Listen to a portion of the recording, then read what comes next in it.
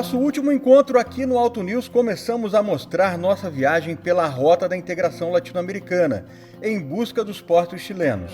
Uma importante expedição que tem por objetivo encurtar o caminho para levar a produção brasileira rumo ao continente asiático pelo Oceano Pacífico. E você pode assistir a primeira parte dessa matéria clicando no card que aparece aqui na tela.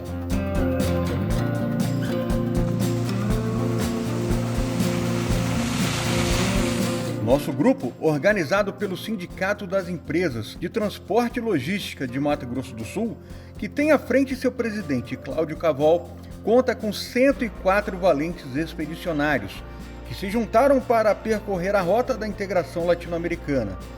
São empresários, agentes do governo, integrantes das universidades do Mato Grosso do Sul, gente ligada à cultura, turismo e jornalistas, todos interessados em unir os povos do Brasil, Paraguai, Chile e Argentina, ligando os oceanos Atlântico e Pacífico. No nosso grupo estão 2 motocicletas, 34 picapes, sendo 30 delas Volkswagen Amarok, que, aliás, mostraram muita competência para encarar essa aventura.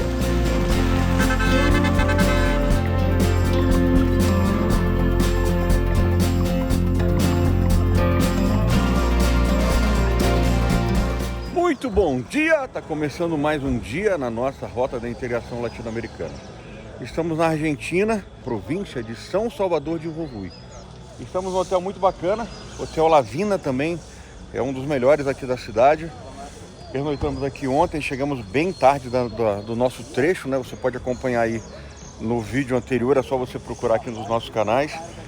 E realmente foi cansativo e a gente viu que a rota ainda precisa de muito ajuste, né, quando a gente fala de estrada. Mas o bom é que isso está sendo feito, né? A gente fala que precisa de ajuste, mas é um ajuste que está acontecendo, né? Isso que é importante. Quando a gente fala de rota bioceânica, a gente fala muito da parte econômica, mas esse é um dos lugares onde o turismo começa a aflorar, que nos encanta. Aqui nós temos as montanhas das 7 cores, um artesanato incrível, né? Uma ótima culinária. Então a pessoa que vem para cá, né, para passear com a sua família, que vai aproveitar dessa rota bioceânica, começa aqui, eu acho que a grande cereja desse caminho. A gente vai também hoje para São Pedro do Atacama, que eu acho que é realmente o ápice, né? Quando você fala de Atacama, você fala de Cordilheira dos Andes, isso tudo mexe com a gente.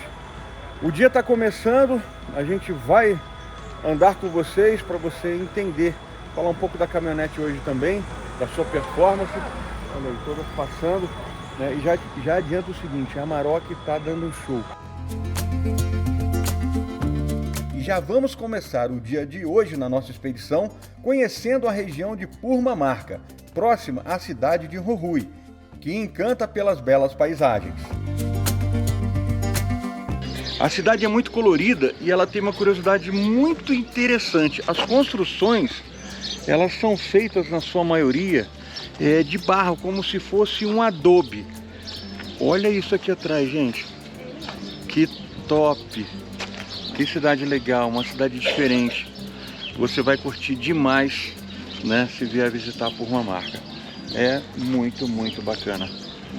Vamos mostrar um pouquinho para vocês. Purmamarca, que significa na língua indígena Amará, cidade do deserto, fica a apenas 65 quilômetros da província de Jujuy e está inserida na quebrada da Ramauaca, uma região declarada Patrimônio Mundial pela Unesco.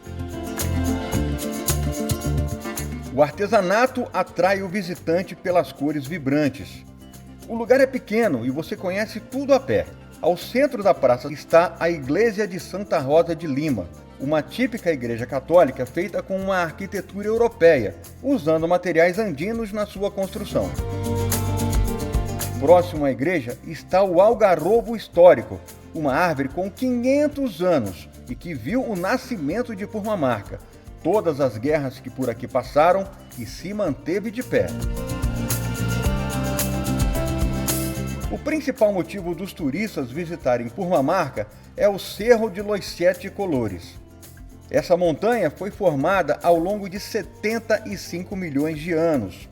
Cada uma das cores representa um período geológico na vida da Cordilheira dos Andes, um registro importante para entender a evolução das Américas.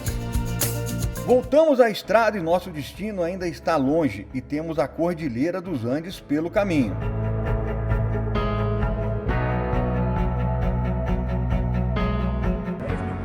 10 mil pés? Já estamos a 10 mil pés. E o visual aqui é impressionante.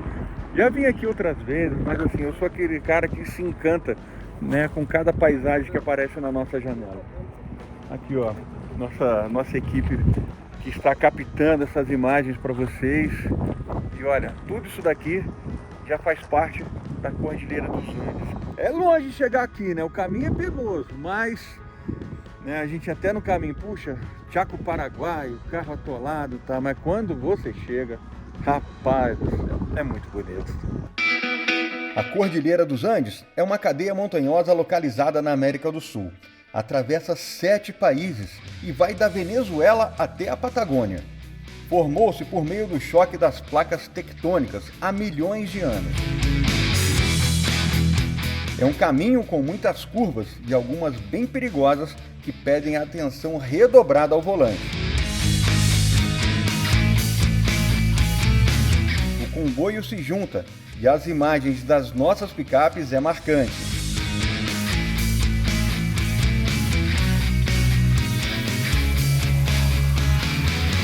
É por esse caminho que os caminhões carregados de produtos brasileiros vai alcançar os portos chilenos e encurtar a distância com o continente asiático, em cerca de 8 dias a menos de uma viagem de navio.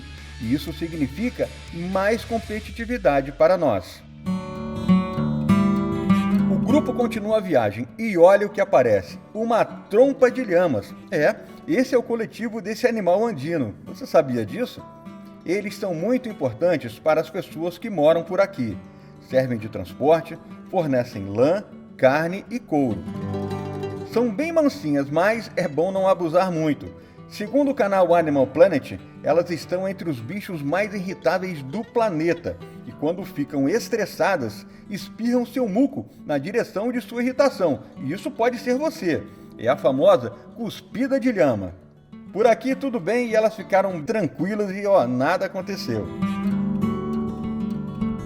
Avançamos com nossas picapes pelas belas estradas da Argentina e passamos pelas Salinas Grandes. Como estamos bem alto, é comum que algumas pessoas sintam os sintomas do ar rarefeito.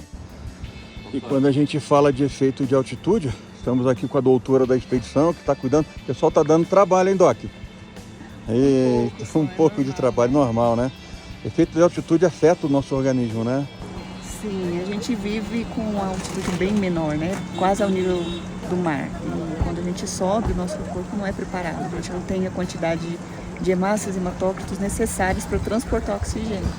Então, em alguns casos de tontura, a gente traz um oxigênio para dar um shot. Dá um gás, né? Dá um gás. Literalmente dá um gás. Olha aí o nosso piloto de drone, Gabriel.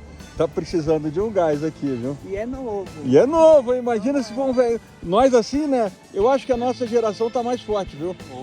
Né? Essa geração aí tá sei não, hein? É desse lugar que saem alguns passeios pela região. E os turistas podem também comprar as lembrancinhas, como essas lhamas feitas de sal. Aliás, tudo aqui é feito de sal, inclusive as casas, construídas com blocos de sal que até parecem tijolos de barro. Nossa passagem pelas Salinas foi rápida e ficou aquela vontade de voltar com mais tempo para aproveitar tudo que elas oferecem ao turista. Continuamos nossa viagem e mais uma vez vamos passar pela aduana, saindo da Argentina e entrando no Chile. É preciso ficar bem atento aos procedimentos para fazer a migração sem nenhum problema. E fique atento também aos documentos que você precisa levar. É sempre bom consultar sites que tratam disso no planejamento da sua viagem.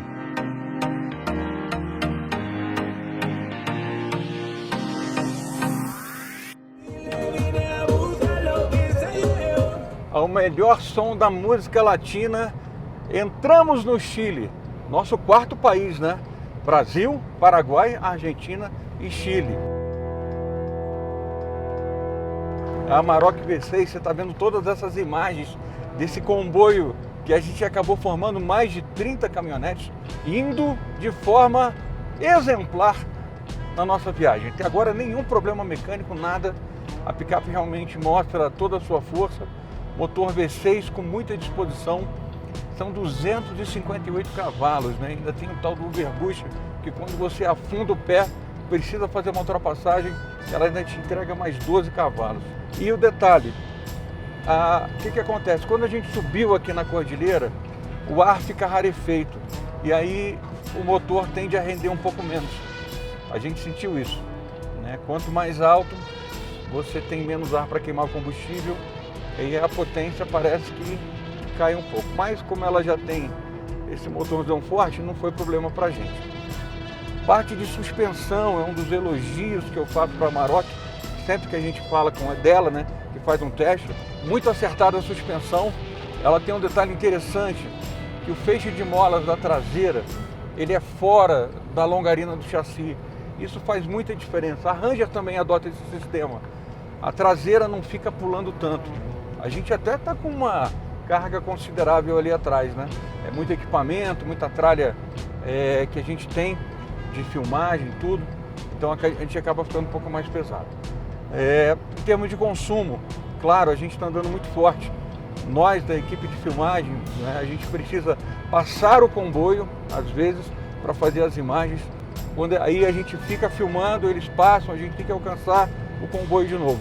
Mesmo assim, com a altitude, com tudo, a gente está andando forte, média de 7 km por litro de diesel.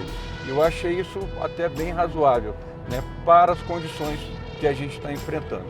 Gabriel que está me dando apoio. Gabriel, filma um pouquinho para frente. Olha que visual. Gente, quando a gente fala de rota bioceânica, já comentei, já falei isso, né? Vou repetir de novo. Quando a gente fala de rota bioceânica, claro, tem essa importância logística, econômica, alcançar os portos do Pacífico, deixando a nossa produção mais perto da Ásia, é muito importante. Mas quem vier com a sua família fazer um rolê legal, vai também curtir um visual incrível. Nas suas janelas passarão paisagens inesquecíveis. Você ainda pode se deparar com as lhamas e, se der sorte, também com alguns guanacos, que são os menorzinhos. Em nosso caminho, bem próximo da fronteira com a Bolívia, o vulcão Licancabur, com quase 6.000 metros de altura e que já está extinto, mostra sua imponência. No inverno, seu cume fica coberto de neve e é ainda mais bonito. Olha como estava na nossa passagem por aqui em 2017. Chegamos à noite em São Pedro do Atacama para o nosso merecido descanso.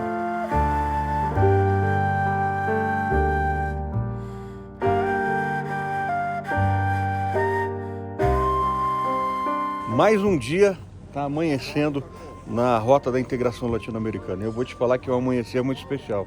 A gente está em São Pedro do Atacama, lá atrás é toda a cordilheira, né? Nessa época não tem neve, né? Tá bem quente, inclusive. Só que de manhã cedinho, como a gente está num clima de deserto, a temperatura varia muito. De dia é muito quente, né? À noite, ali de madrugadinha, você tem que botar um casaco. Daqui a pouco a gente vai tirar de volta.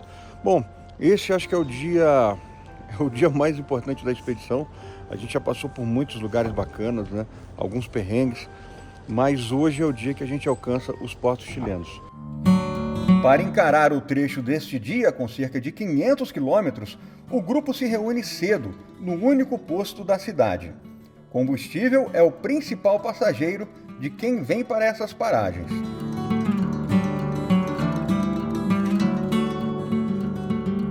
Antes de pegar a estrada, vamos conhecer um pouco desse lugar.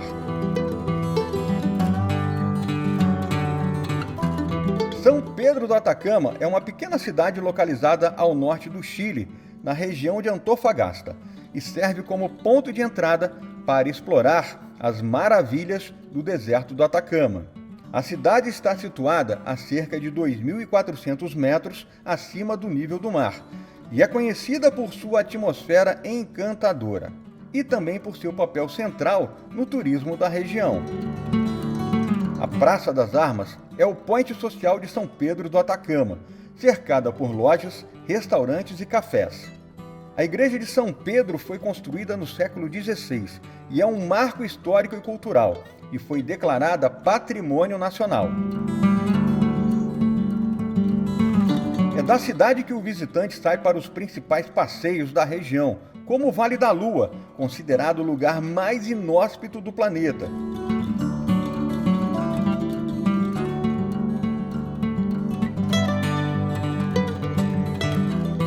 Outro ponto que vale sua visita é o Salar do Atacama, o maior do Chile e que oferece uma paisagem única. Com uma vasta extensão de sal, é o lar de uma grande variedade de aves, incluindo os flamingos.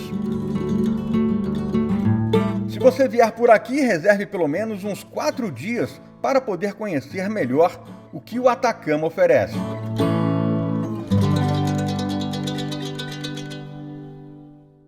Nossa jornada começa e as paisagens são de tirar o fôlego. Cerca de 50 quilômetros antes de chegar a Iquique, fica a cidade fantasma de Humberstone, outro lugar que nos surpreendeu. Fomos recebidos com festa e uma apresentação cultural com danças típicas. A cueca está para o Chile, assim como o samba está para o Brasil. O nome pode até soar meio estranho para nós, mas a cueca é considerada a dança nacional chilena e teve variadas influências como a africana, indígena e espanhola. E é um belo espetáculo.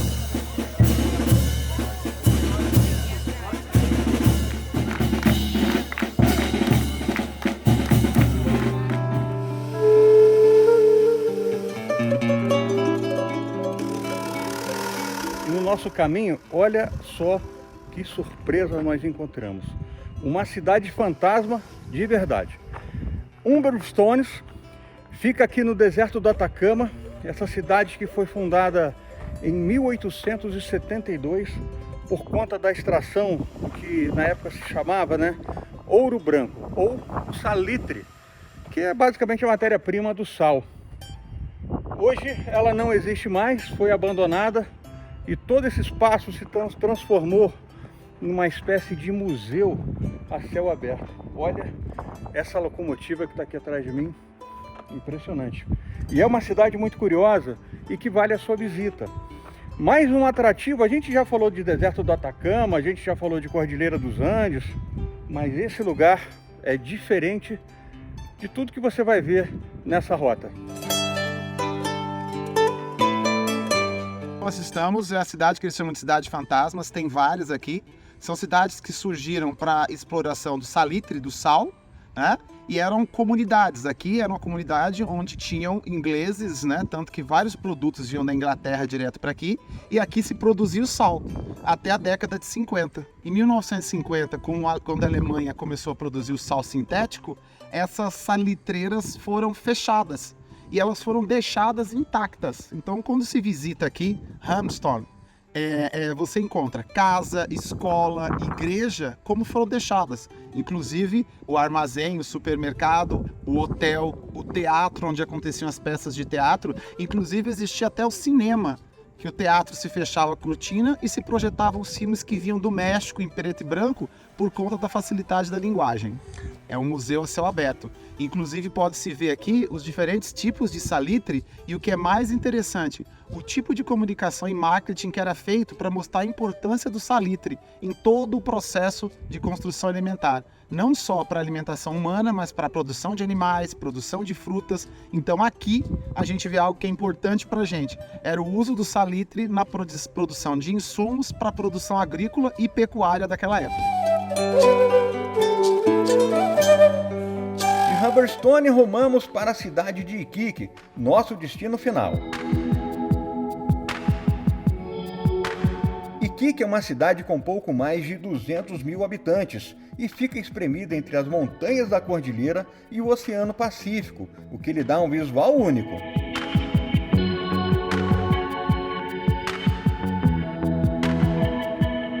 A sua arquitetura, que guarda muito da história do Chile, encanta o visitante. Vale muito a pena investir um tempo para conhecer melhor a região, que conta com muitos monumentos e belas praias.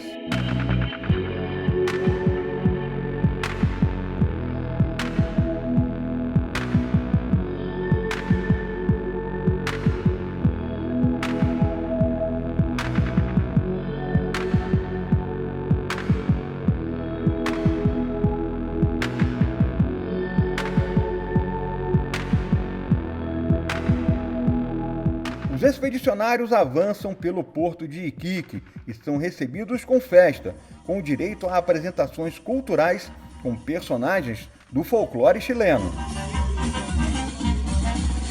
O ápice da nossa viagem. Estamos no porto de Iquique, é aquele porto que a gente sabe que tem todas as condições para atender a demanda do Brasil quando a gente fala de transporte marítimo. Algumas características desses portos, além de serem muito grandes e trabalharem com uma capacidade ainda muito farta, né, de transporte, não é tão lotado quanto outros portos do Brasil, por exemplo, as taxas portuárias daqui são menores também. Olha o tamanho disso tudo. E é apenas um dos portos do Chile que a gente pode utilizar como escoamento da produção na rota da integração latino-americana. É um momento muito importante, a gente já... é uma emoção, né? A gente, depois de percorrer todos os caminhos, tudo que a gente passou, chegar, enfim, ao Chile. Que venha a rota da integração latino-americana e que esse sonho finalmente se torne realidade. Valeu!